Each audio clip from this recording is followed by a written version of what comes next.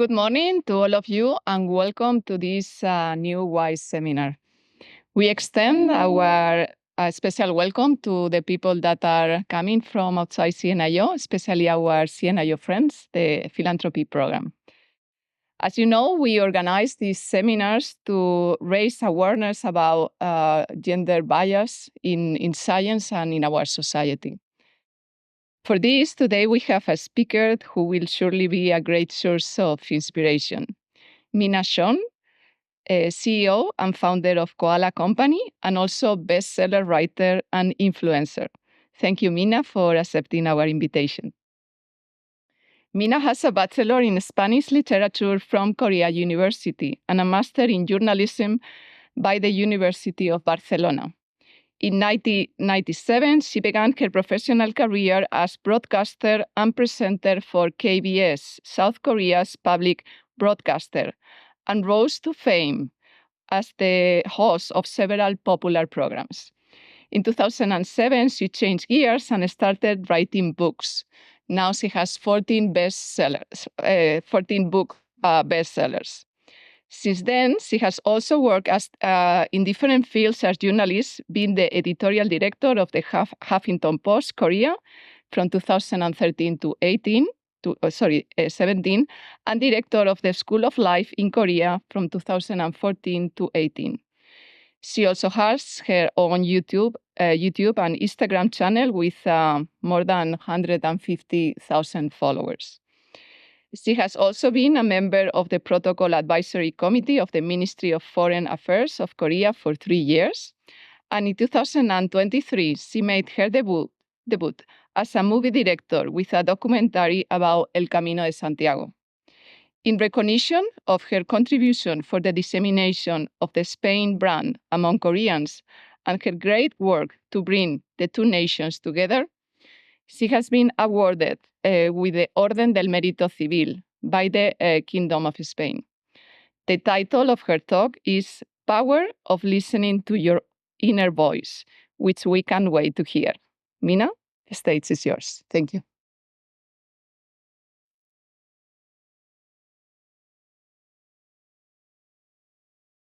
It's very, very nice to be here today in this place. Thank you for the great introduction. I'm Mina, and I come from Korea. I speak Spanish, so I would have loved to give the talk in Spanish, actually.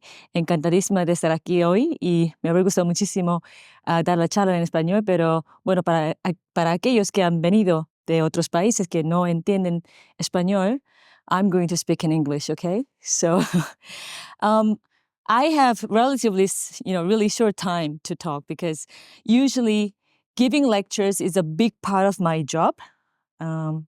I can also say it's a part of my life because I have given maybe thousands of lectures so far.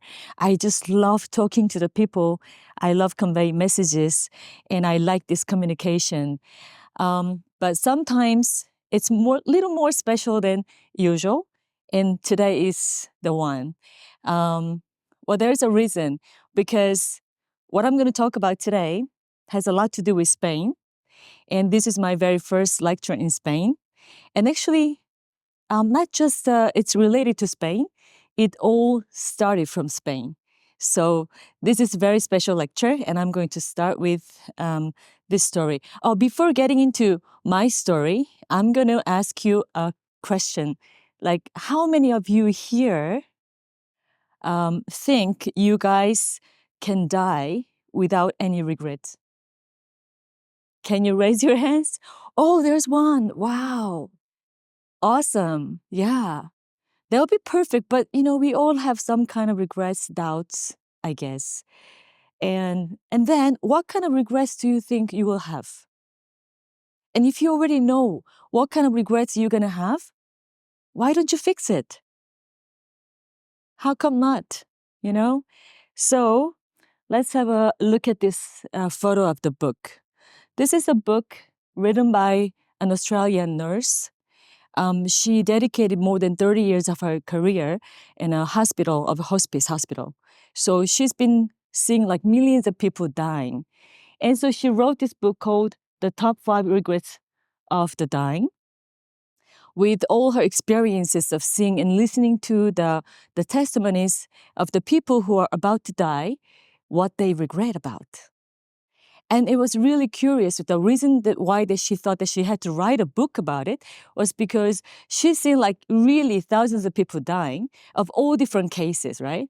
Like young, old, for the cancer or for some other different reasons, and rich and poor, men and women, whatever.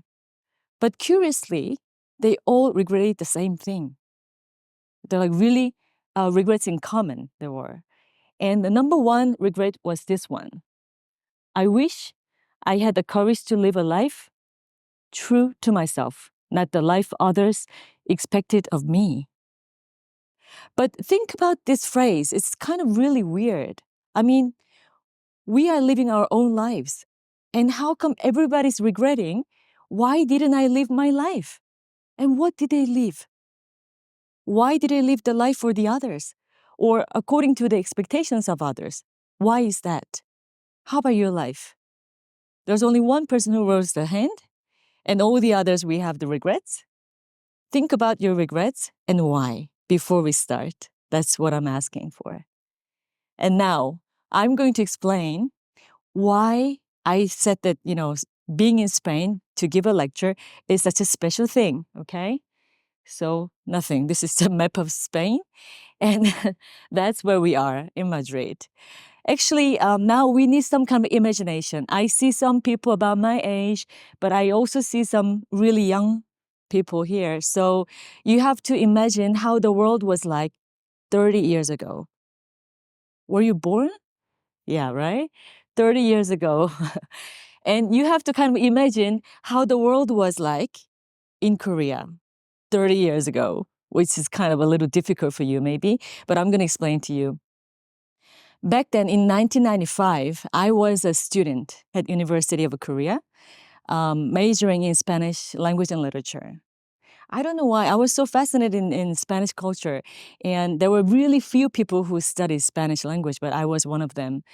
And also it's surprising, you're going to be surprised, but maybe not. At all the university, there was less than 10% of the female students. So I was one of them. And most of the female students were majoring in nursing or something related to typical job that we imagine that it's a woman's job. So anyway, I really wanted to come to Spain because naturally, because I was majoring in Spanish language, but also because I was really curious about what was going on the other side of the world. And I wanted to explore that to see what I could do, because I was a typical youngster who had a lot of dreams, but nothing really concretely realistic that I could do. Or it was just a vaguely thought that, one day I want to do something cool to connect the world and do something for the others, but I wasn't sure what it was. So I struggled to come here because at that time in Korea, being a female university student, trying to go abroad to study was almost like a war.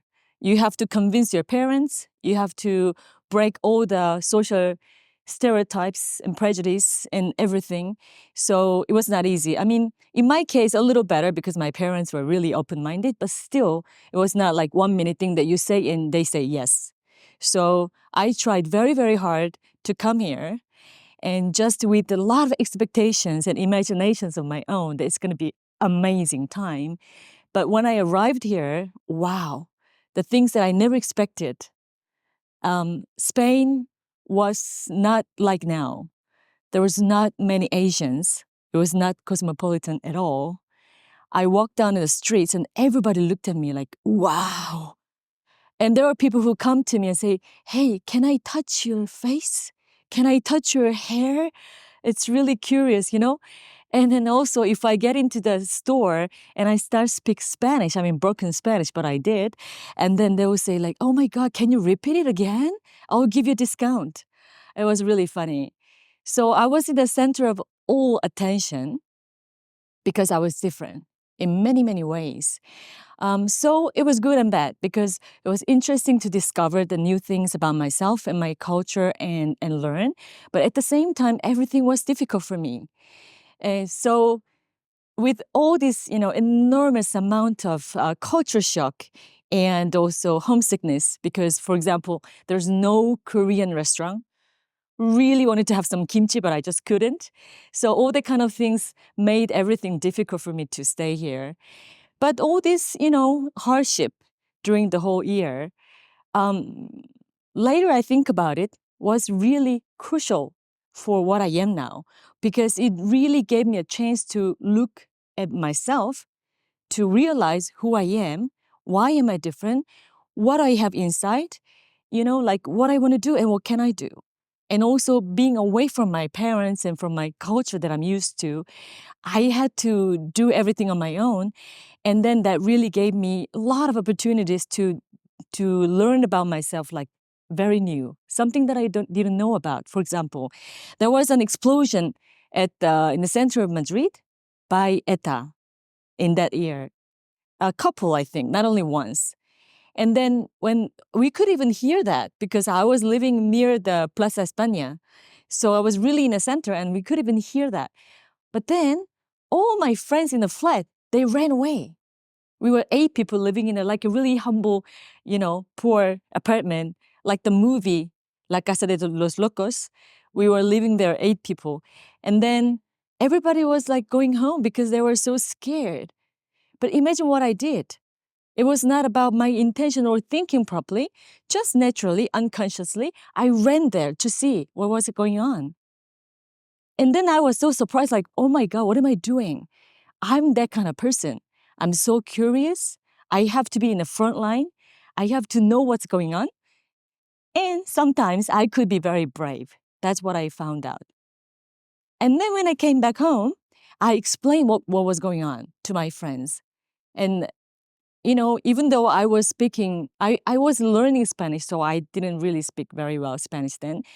But, despite all that, I was talking to one friend and then it became 2 and 3 and 5 and it was a crowd in the end. It always happened. So by the end of the year, I realized something very important about myself, that I like talking and I'm good in it. That's why, even though when I came here, I didn't exactly know what I was going to do, I decided to believe in my instinct and my inner voice from then. So when I went back home, I prepared for the exam. There's an annual exam for the television stations in Korea. So I passed it. I studied working on TV and radio station called KBS, which is like Televisión Española, right? So that's me a long time ago. But that's I studied with like the show like the left-hand side one. Like first I did the informative programs in the mornings, or like entertainment shows, blah blah blah. And then I got hit by this quiz show for the kids called Ring the Golden Bell, which was like just so sensational in the whole country. Like it was every Friday. There was no people in the street. I mean, I know it's a long time ago. Now you can watch it with the internet anytime you want, but it was not like that by then. So I got the almost like national fame and popularity from everybody. It was really a beautiful time, an opportunity I had in my life. Really enjoyed it. I had like so many TV rating shows, like you don't know how many times I have spoken in front of a camera. The other day I was counting just to know more or less. I was curious about it, preparing this the talk. And then I realized that only counting the TV shows, only the TV shows, I think I talked like 5,000 times in front of a camera. And then I had the daily radio for 10 years. So imagine. Anyway, I was working so hard. That's what I mean. Like 7 days a week. I was like a machine. I never said no because I thought it was the right thing to do. And I liked it. So I really enjoyed it. So thanks to all this hard work and also a lot of great opportunities I had and the success of the Golden Bell. Sorry, I'm going to drink some water.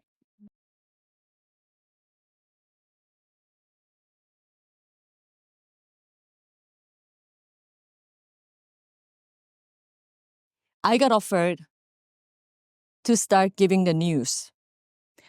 There's nothing such thing which is better or worse. But then I just got a love call from the news section, and then I said, okay, I want to try something new, and I started to giving news from like 7 o'clock, 8 o'clock in Korea. 9 o'clock news is the main news, and finally they got promoted to 9 o'clock news anchor. Well, everybody thought that I wished to my dream or dream of many other people, because at the time, being a presenter on television, especially on KBS channel, was like probably the dream of all, the girls in Korea. Oh man. So I started being a 9 o'clock news anchor, but then after a while, maybe like when I reached 1 year and a half or so, I started to feel something weird. You know, when you think about all the conditions I had nothing more to ask. I was the main anchor of the national television news. I was still young. I was healthy. I had so many friends. I was good in a relationship with everybody. My parents were healthy and everything. It looked like I gained everything I wanted.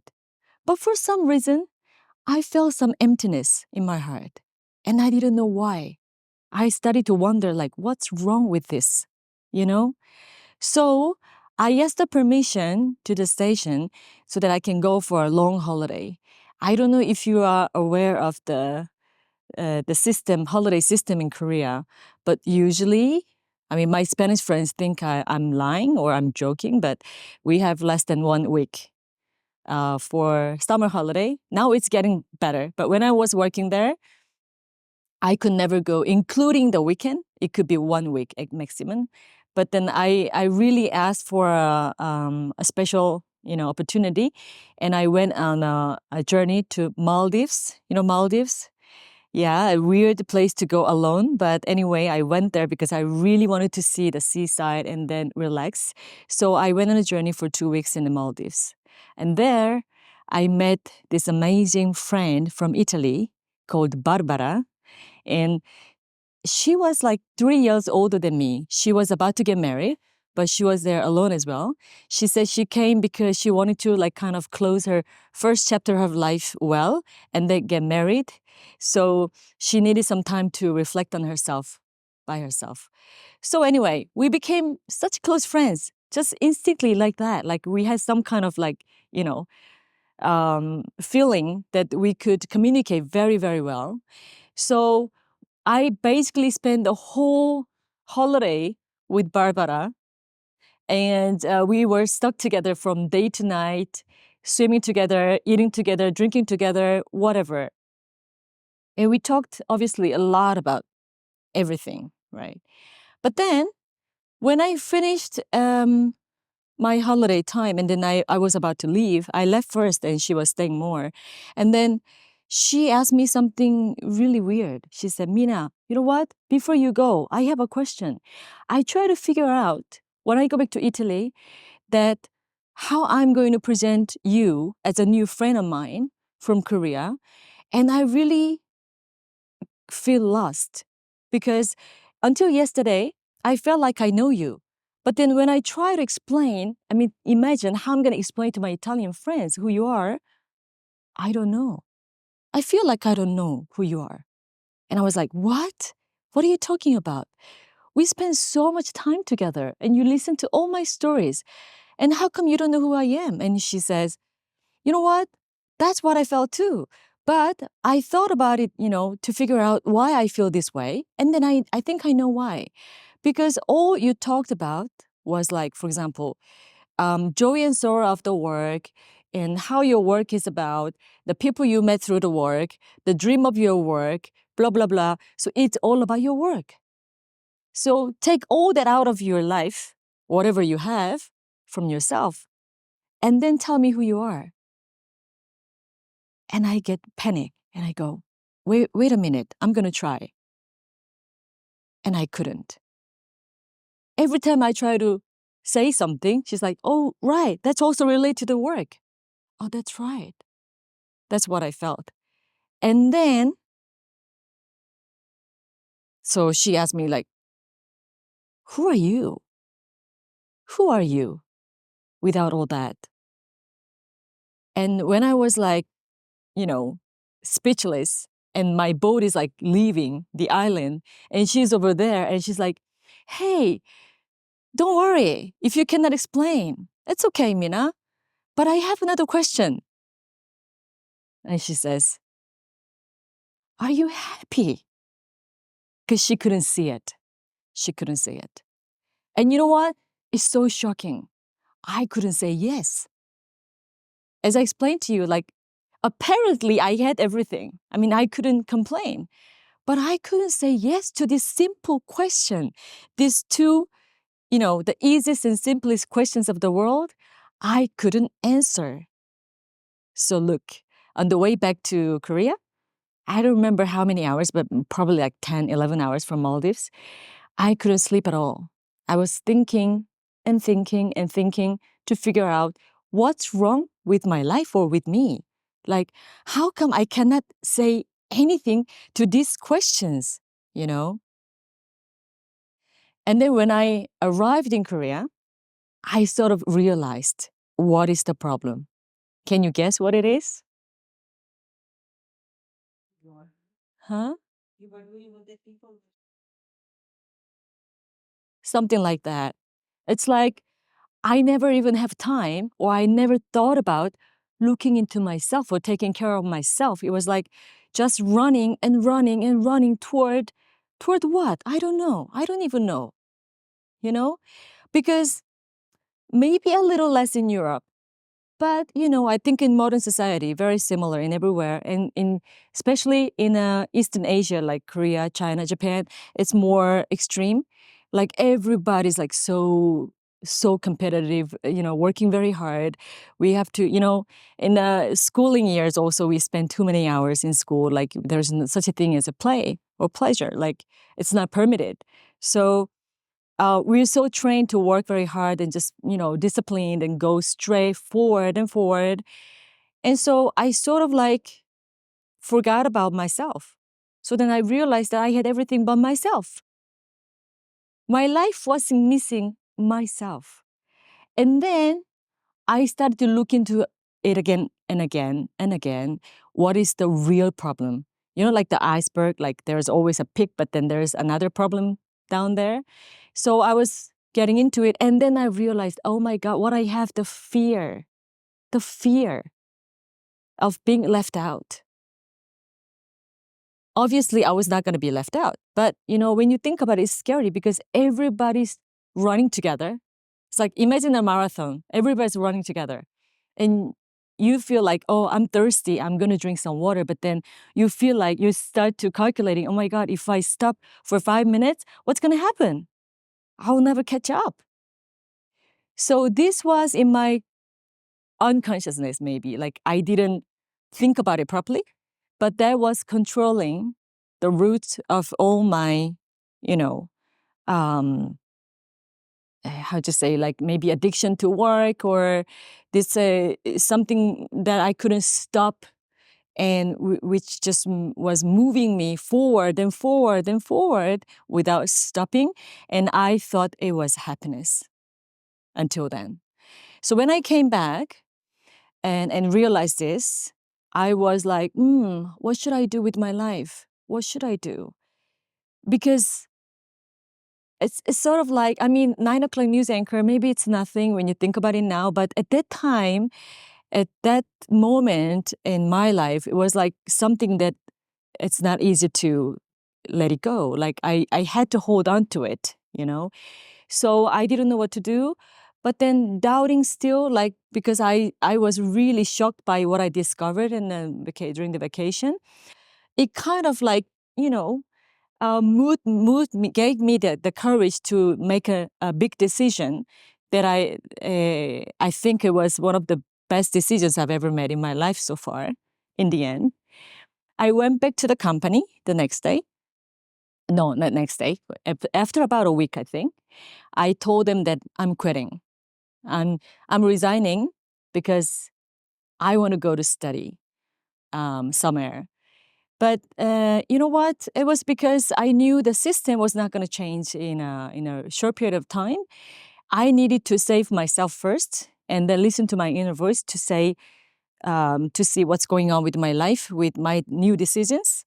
And then with some other activities I can do with that experience, maybe I can try to change the system indirectly or something like that.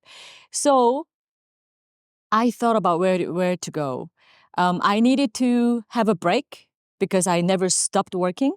I needed some good energy. I needed to study as well. I wanted to travel. Where else can you think well? I need to eat well, everything. A lot of laughter, Spain, right? So I came back, but I went to Barcelona.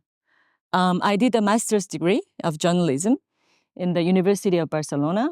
And so when I decided this, everybody in Korea, maybe over 90% of the people I know, told me I was making a wrong decision. Like, you're going to lose everything you have?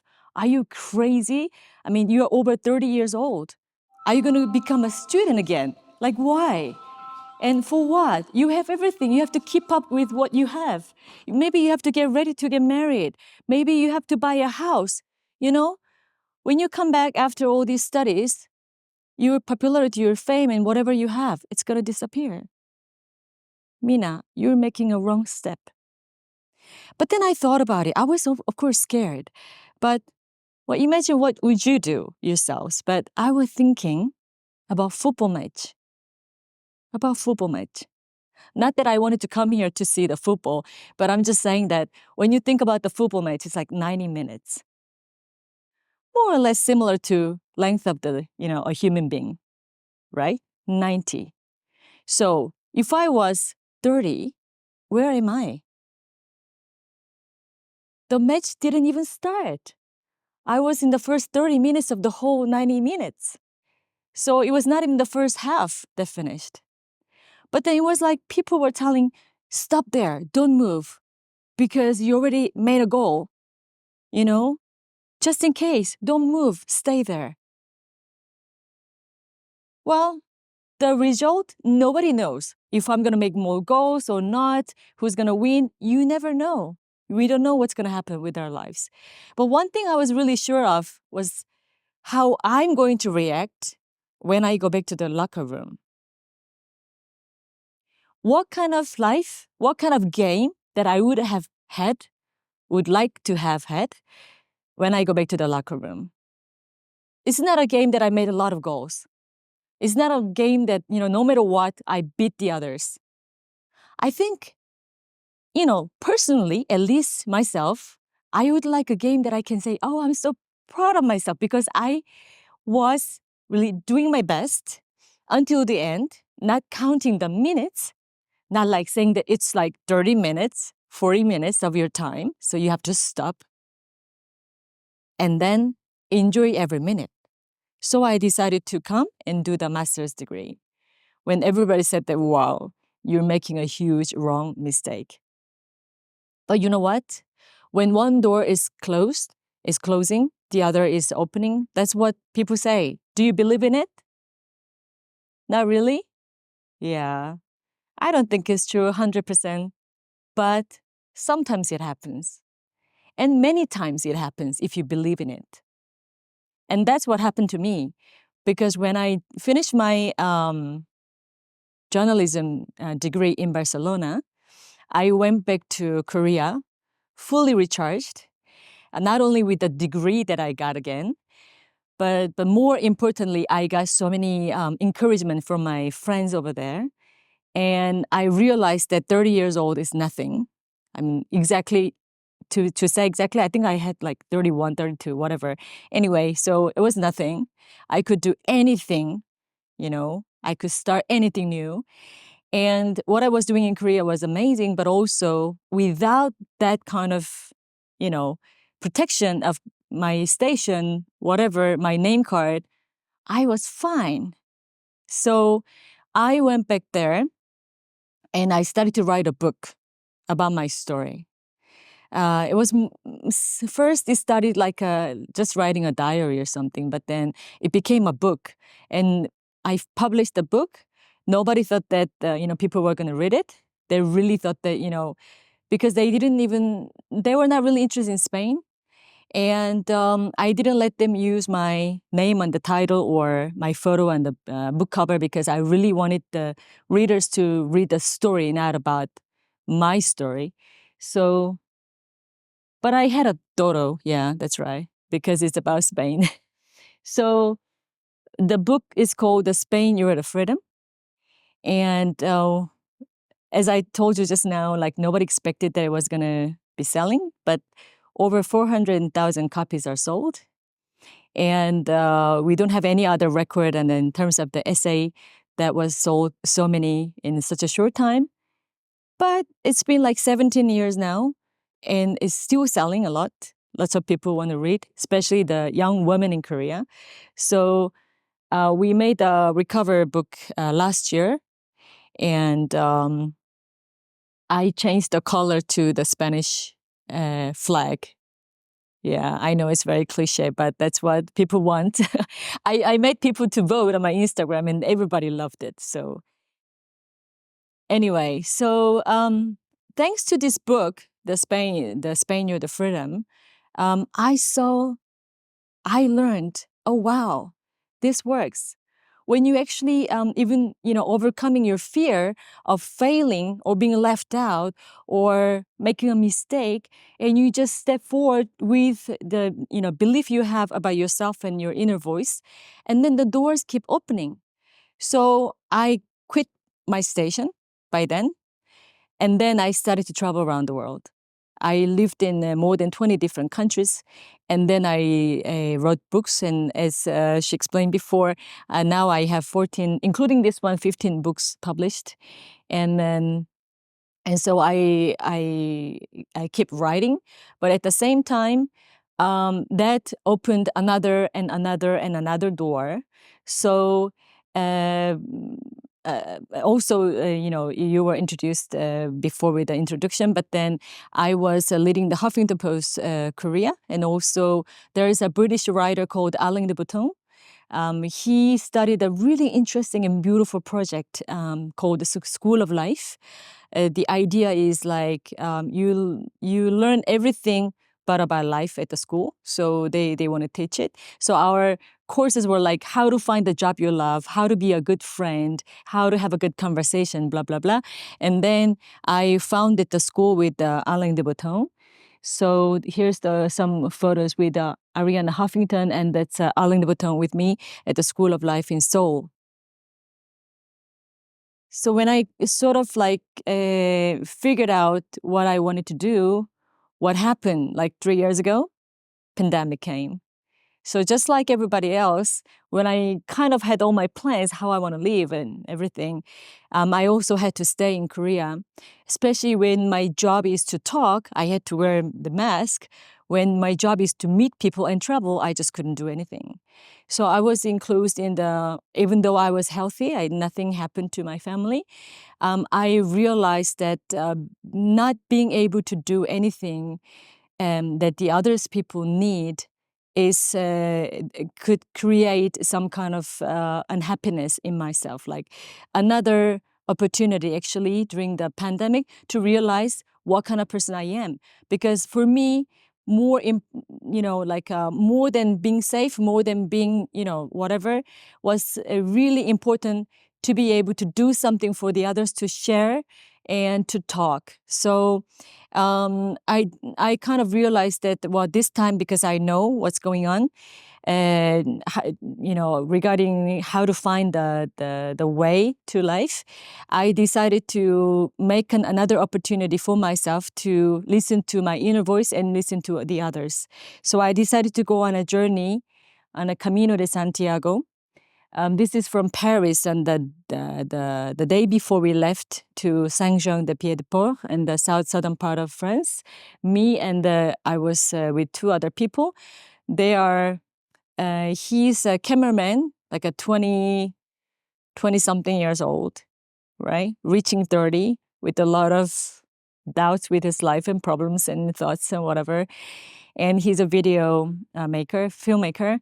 And Reina is Japanese, but my dear friend from many, many years, and she's a photographer. And she was reaching the end of 30s, and I was reaching the end of 40s. So we're like interesting combination of a different age, different nationality, different generation. So we wanted to kind of test and then and see what happens, walk together. So we started in May of 2022, at the end of May, and then we arrived in the beginning of July after walking 42 days, 800 kilometers in Camino de Santiago. And that's the moment that we arrived. Well, it's really difficult to explain everything here in 2 minutes that I have left, because the Camino de Santiago could be like 3-hour talk at least. But one thing is really important that we realized was that everything actually was inside us. It's in me. Like through the 800 kilometers, I was wondering, like, why am I walking and what am I looking for and what I'm going to get when I finally reach the Santiago? Like, what is it? What is it that, the people say the gift of the Camino? What is it? But then I realized when I arrived there, finally, everything was inside me. And I walked 800 kilometers to realize that, like, all the questions and doubts and answers and love and consolations, whatever, everything was in me, in my power, and in my voice. That's what I realized again. So this is the book I created afterwards. I didn't intend to write a book, but then I realized that there are so many stories that people probably would like to read. So in the end, we made a book. That is the book, and that is the same. We used the same photo intentionally, but this is a cover poster for the movie that we screened in Korea. So anyway, during the Camino, we met so many other interesting people, but I want to introduce one person before I finish the talk. Her name is Karen from France. And you just meet so many people all on the road. But in her case, I think it was when I reached like 600 kilometers, more or less. I just saw this person, like, look, what do you think of her? Just like a really nice, smile, ordinary person, maybe, just looks happy, right? Like, I really didn't imagine what she was gonna say. We just started talking casually. I didn't intend to go and have an interview with her, but we were just walking. We just came across a few times, and I go, "Oh, hey, hi." So we started talking, and she's from France, and I asked her, like, why did you come to Camino? Typical question. There's no other typical question in Camino. And then she says, well, just like everybody else, I was avoiding to come with all the excuses like, oh, I'm not ready because, I don't have money. I don't, physically I'm not ready. I don't have time, blah, blah, blah. And then one day I started to feel something wrong with my eye. And I went there to the hospital to see the doctor, and they said I was losing my sight. And then the next day I already didn't see anything. So she lost the eyesight of her left eye. But it was like all of a sudden in 3 days, everything in 3 days. Such a shocking thing. And plus, she was working at hospital, like at the reception, right? So like she's seen so many sick people, and she never imagined that it was going to be her. And then she was at home worrying about what's going to happen with the right eye. So she went to check. And the doctors, obviously, because they didn't know the reason, they couldn't figure out why. It was unknown disease. So that they said, I'm so sorry, but we don't know if you're gonna lose the other one or not. We can never tell you. So from there, her desperate journey of struggling with this disease started. She stayed at home, so worried, frustrated, sad, thinking, what she's gonna do with her life, right? And then she says, after a while, just like that, one day she realized something very important, that when there's nothing that she can change, she's letting her disease control her life, right? So she decided to herself, like, what am I doing? I have to be the owner of my life. I have to have the control. But I am letting the disease to be the owner of my life. I'm not going to let it do it. you know? And even if I get worried and sad at home, it's not going to cure my eye.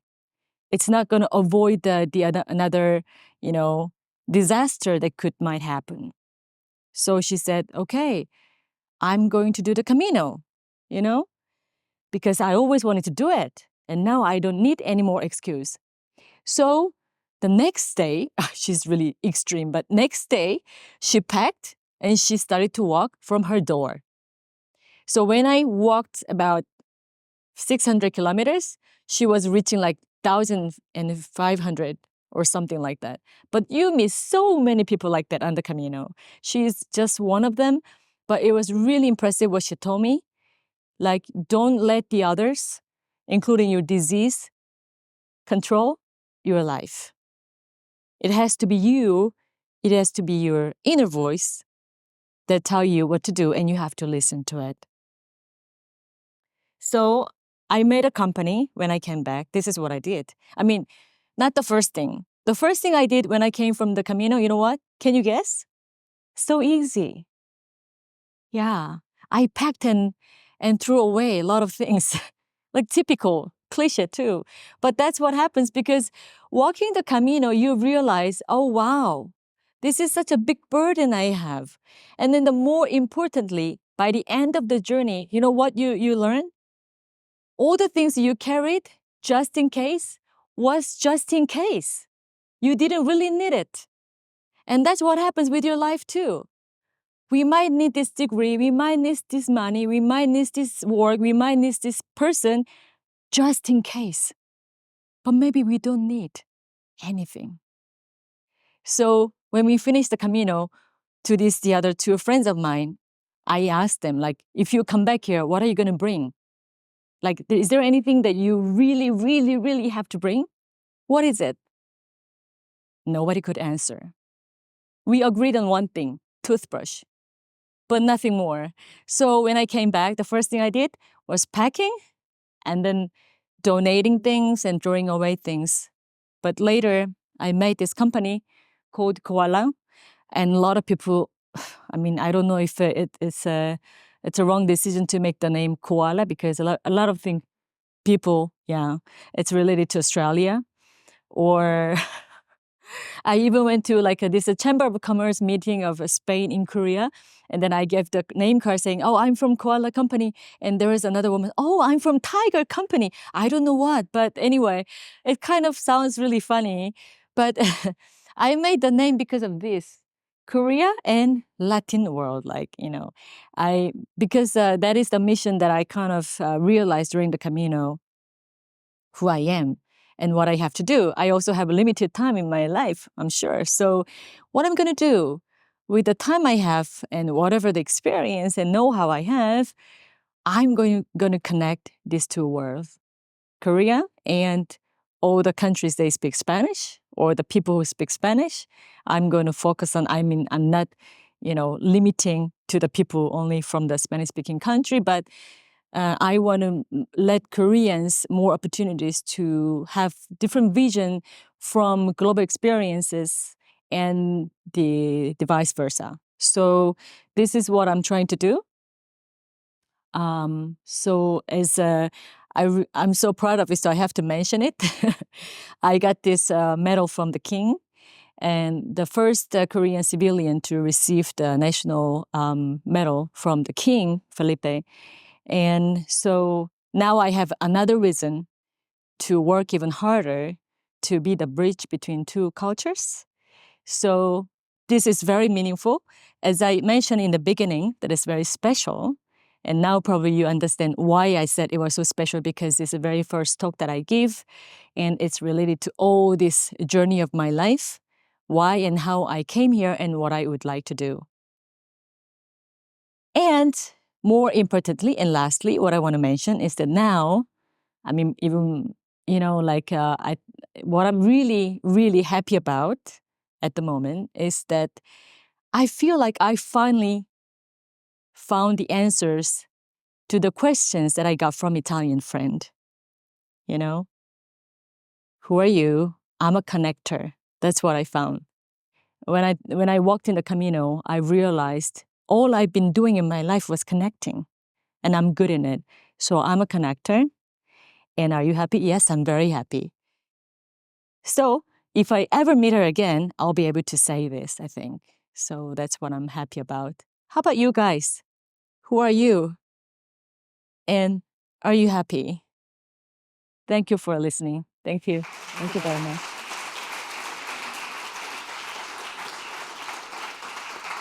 Maybe any questions? Yeah. Wow, what an inspirational talk. Yeah. Thank you very Thank much. you. Thank I'm you. sure we have questions. Anybody has questions? It could be related to anything. I mean, BTS even, whatever. So, Mina, first of all, thank you. It was very inspirational, and I think it's a great job to be a connector. I think Thank it's the you. first time I hear this this job description, so it's very nice. Imagine many people can be that too. And I wanted to ask you whether the books are translated to Spanish, because I would love to read them. No, not at all. That's a I have pity. 15 and I have none of them translated, but I'd love to. Yeah, I'd love to. I'll find a way. I'll see if there's a way. English. Into English, yeah, even, right. Yeah, if I get it translated, I'll let you know. Thank you very much, Maria. More questions? Thank you for nice talk. When Thank I was you. young, I was shocked about you are resigning the KBS because I was very surprising you were the top anchor in South Korea because many South Korean anchors try to become the more influence, for example, political parts and more influence. But I was wondering why do you feel happy when you resign all of the burden from the KBS and go to the Spain? So because I also one of the student from South Korea. Oh, you? Yeah. Yeah, I'm doing PhD course in Spain. Also, I was thinking I think I escaped from the South Korea. You escaped. Yeah, because there are lots of burden, but I try to change my attitude. Still, I work harder when I was in South Korea, like here. So I was asking you, are you happy? Were you happy when you came from South Korea to here? So also, how did you reduce your burden? So I was wondering when I was came here last year, I still do like as the Korean people did, like work hard and no vacations and still working and concentrating on my careers. But in your case, how did you reduce your burden when you just came from South Korea to Spain? So First of all, well, I applauded to the you mentioning escaping Korea, not because Korea is a wrong place to be, but it's just that I think you really have to have a different experiences in different places to go back to your origin to appreciate it. You know, so it's a good step, I think. First of all, and then when I came here, well, I made it brief way. You know, I chose to explain it in a brief way, but then I really struggled in the beginning, especially in 1995 when I came here for the first time in my life in Europe. After like 2 months, I swear to myself I'm never going to come back to Europe. I hate Europe. I hate Spain. You know, whatever. But look, now it's my favorite country in the world. So it's like you need time. You need time to get adjusted and then try to broaden your vision with the time. But I think you will get there. So it's not like one day and night thing that you can get everything you want. And you know, when I came here, my beloved professor told me one thing. He called me, said, when I decided to come to do the degree in Barcelona, Mina, I really support your decision. You'll be amazing. It's a really great decision. I think differently from other people. But let me tell you one thing.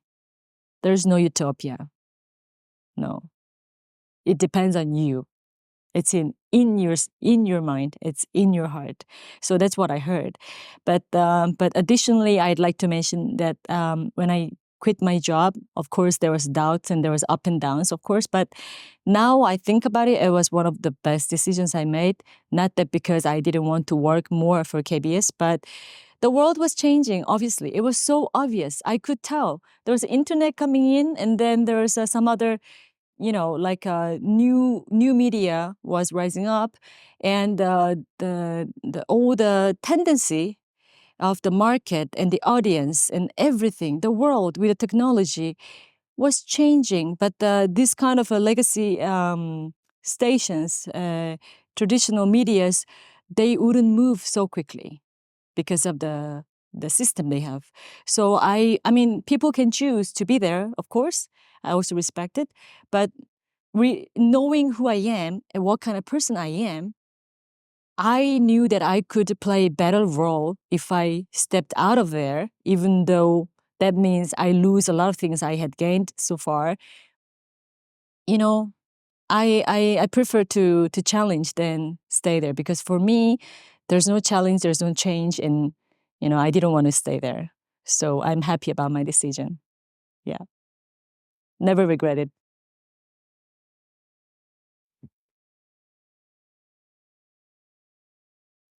I'm glad to see you.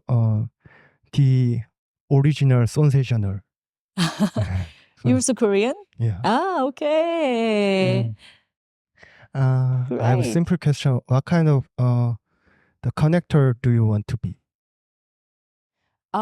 First, I'm more interested in cultural things than political things. And I've never been interested as a citizen I am, but I don't want to be involved.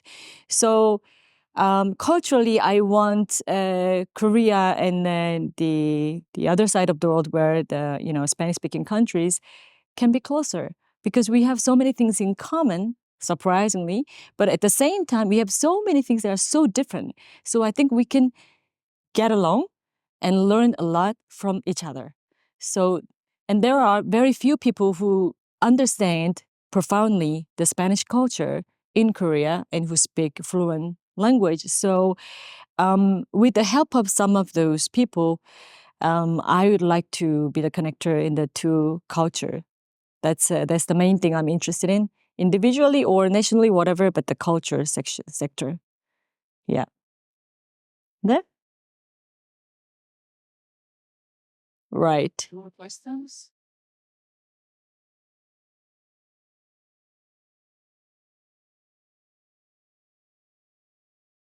Thank you for the presentation. Thank you. I was wondering, because you wrote a lot of books for the Korean public, showing them the Spanish culture, because I guess you believe that there are things in our culture that they can learn from. So I was wondering if you think that there are things from the Korean culture that we could learn from. Of course, I think so. I mean, at the moment in Korea, there are so many foreigners. I think somehow culturally, because of the cinema and the music and all the other things and food, and we kind of got it, in a fashion. So, like, it's really quite amazing, the feedback of the worldwide. Like, I see so many young people coming in to live and stay for 1 year, whatever, and then they get hooked and they don't want to leave. And I've seen so many people, foreigners now, they speak in Korean. Before, because Korea was such a weak, small country, undiscovered, and not maybe interested by other people. So it was really rare to see foreigners speaking Korean. But now it's sort of like, among us, we say, like, we have to be careful, because you don't know if she's going to speak Korean or not, because now it's more and more like that. So I think maybe the tradition we have, that I think Spain also is in that sense, pretty much you guys respect the tradition and family, and that's one thing that we share. But at the same time, maybe we have a little more strict tradition, and also we are, at the same time, it's really curious. But Koreans are like really innovative. Like, we are very fast and hardworking. So it's like, in my company, I have a Spanish young woman, an employee, and also Korean. They're like, I see them, they're just so different, but not in terms of the working, but just a personal little personal things. But I wouldn't be able to tell you like all the details here. But I really think there are so many things that we can, maybe not the discipline, but maybe a little bit of more respect that they have in their culture, stuff like that. But it's in a beautiful range. I don't know if I can make myself understood very well, but then it's not like really extreme or like against each other. It's within a range where we can beautifully make a harmony, I think. So it really mixes well. There are many Spanish people coming in Korea and they're so happy. Like, actually, I saw the statistics among the foreigners living in Korea, who is suffering the most, who's the happiest in our society. Surprisingly, the Spanish people are very happy in Korea, even though they don't speak language or anything. And then I have my Japanese friend, photographer friend Reina here, but Japanese are the ones who are struggling the most. Even though apparently it looked like they are the same, but we are so different in when you look into it. So it's curious. Do you have any plan to come? Yeah, you should. You should. You'll love it. You'll love it. Yeah. What else? Yeah, that's about it. We have also a little talk outside, right? Yes. So we are gonna stop here before finishing. I forgot to say at the beginning. I wanted to thank Solid because she suggested to bring Mina as a speaker. Also, she helped a lot with the organization. So thank you very much, Solid. And to finish, yes, we have now a small snack outside where you can also ask Mina more questions. And thank you very much, Mina. Thank you. Fantastic talk. It's been a lot of fun. Thank you. Thank you very much. Thank you.